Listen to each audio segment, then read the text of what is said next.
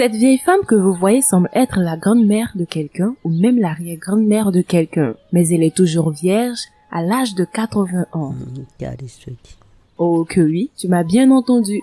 Elle est toujours vierge à 80 ans. Je ne plaisante pas. Annunciata Mukarukaka est encore vierge dans ses 80 ans alors qu'elle avait un homme. Je m'appelle Annunciata Mukarukaka. Comment suis-je encore vierge? J'ai épousé un homme, mais il avait l'habitude d'aller coucher avec d'autres femmes. Je ne savais rien de l'acte d'amour jusqu'à ce que mes amis m'en parlent. J'ai demandé à mon mari pourquoi nous ne faisons pas l'amour, mais il m'a ignoré et il est parti. Jusqu'à présent, je suis encore vierge. Alors qu'elle n'avait que 4 mois, sa mère est décédée. Après avoir grandi un peu, sa grand-mère paternelle a commencé à prendre soin d'elle. Mais quand sa grand-mère est morte, les choses sont devenues vraiment difficiles parce qu'elle a dû vivre avec sa belle-mère qui ne l'aimait pas. En raison des difficultés à la maison, elle a pris la décision de partir et est allée en RDC. Mais quand elle y est arrivée, la vie n'était pas beaucoup mieux. Elle avait l'impression de ne plus avoir de famille. Après un certain temps, elle a appris que sa propre famille avait diffusé une information selon laquelle elle était décédée et avait été enterrée.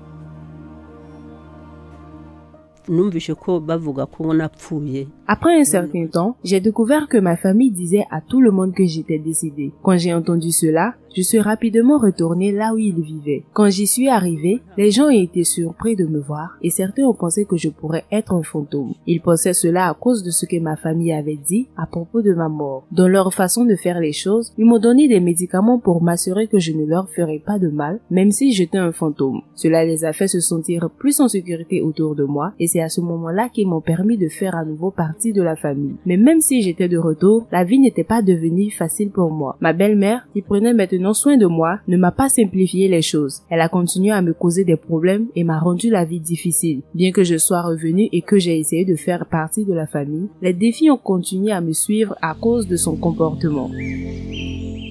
À son âge, comme d'autres filles, elle voulait trouver quelqu'un avec qui se marier et avoir une famille. Et c'est à ce moment-là qu'elle s'est mariée à son mari, mais tout ce qu'elle a essayé n'a tout simplement pas fonctionné comme elle l'espérait.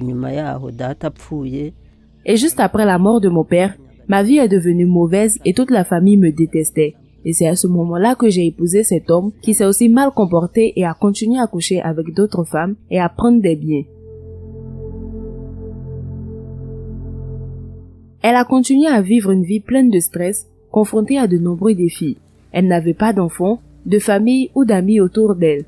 Et elle a appris à accepter cela comme son mode de vie.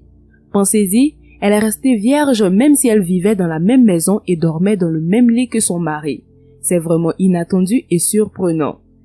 Sa vie n'est pas devenue plus facile au fil du temps. Elle a fait face à des moments difficiles depuis qu'elle était jeune et même si elle s'est mariée, elle n'a trouvé aucun bonheur dans ce mariage. Malheureusement, même maintenant, sa vie est encore très dure et difficile.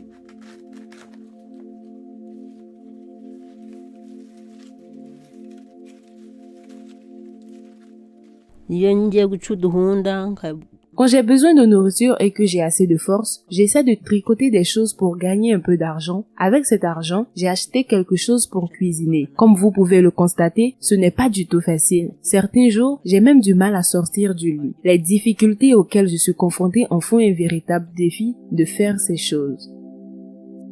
C'est vraiment triste. Normalement, quand quelqu'un devient très vieux, il y a des gens qui prennent soin de lui ou le traitent. Ces personnes pourraient être leurs enfants, petits-enfants ou même d'autres membres de la famille. Mais pour elle, elle vit toute seule dans ce grand monde.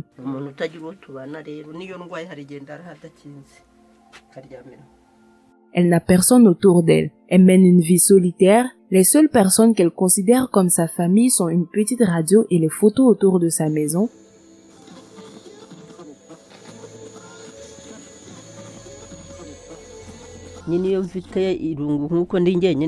Quand je me sens seule, je regarde ces photos autour de la maison parce que ce sont les gens avec qui je vis. Je ne dis pas que je sortirai et me promènerai parce que je n'ai nulle part où aller. Je n'ai même pas d'argent. Peut-être quand je dois aller acheter quelque chose dont j'ai besoin, alors je le fais. Si vous l'écoutez dire qu'elle dort la nuit, vous pouvez penser qu'elle a un bon endroit pour se reposer. Non, elle ne le fait pas. Et même la faiblesse qui lui reste ne lui permet pas d'aller se coucher parfois. Parfois je tombe malade et je ne peux pas me coucher parce que mon lit est fait de bois qui n'est même pas stable. Quand je dors, je ne suis pas en sécurité parce que mon lit n'est pas fixé et que les insectes ou toute autre chose peut s'approcher de moi là où je dors parce que ce n'est pas très sûr.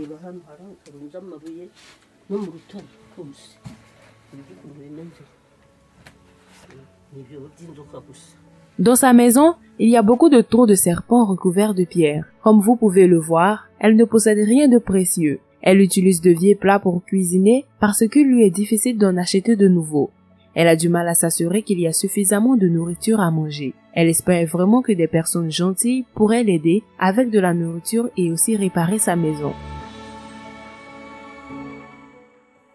La maison est assez vieille et elle craint qu'elle ne lui tombe dessus à tout moment.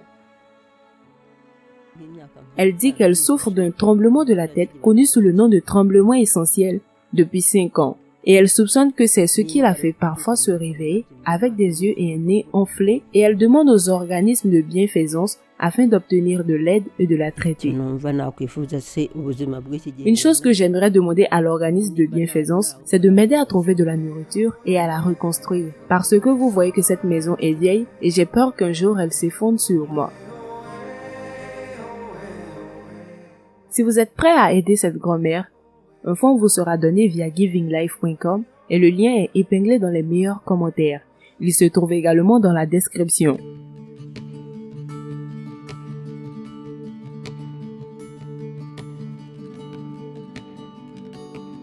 Annonciata n'est pas la seule vieille vierge que nous ayons couverte. Nous avons fait l'histoire d'Alphonsine, une vierge de 70 ans qui dit qu'elle n'a pas épousé un homme juste pour sauver sa famille. Mais maintenant elle souhaite pouvoir trouver un homme avec qui vivre. Teresa, qui a 123 ans, dit que ce qui l'a fait rester vierge pendant toutes ces années, c'est que dans sa culture, il était tabou pour les filles d'être trouvées avec un homme, ce qui lui a fait avoir peur des hommes et c'est seulement maintenant qu'elle souhaite avoir un homme pour se marier. Non pas seulement ces femmes, parce qu'un homme nommé Rubeshuza du Congo a vécu jusqu'à 80 ans alors qu'il était encore vierge. Son histoire est très surprenante parce qu'il n'est pas compréhensible comment une personne qui a vécu dans le royaume a atteint toutes ces années alors qu'elle était encore vierge. Il y en a beaucoup d'autres dont les histoires se trouvent sur Afrimax français. Les histoires de chacun d'entre nous sont étonnantes et toutes leurs raisons sont différentes. Il est difficile de porter un jugement parce que chacun a ses propres choix et son propre mode de vie. Souvenons-nous de son voyage dans nos cœurs. Sa peur que la maison tombe est une grande inquiétude et elle a besoin de soutien. C'est un rappel que nous devions nous entraider, être gentils et montrer que nous nous en soucions. L'histoire de tout le monde est importante, chaque vie doit être respectée et même de petits actes de gentillesse peuvent faire une grande différence en rendant notre monde meilleur, même dans les moments difficiles. Je me nomme Masogona et c'est Afrimax français. N'oubliez pas de vous abonner.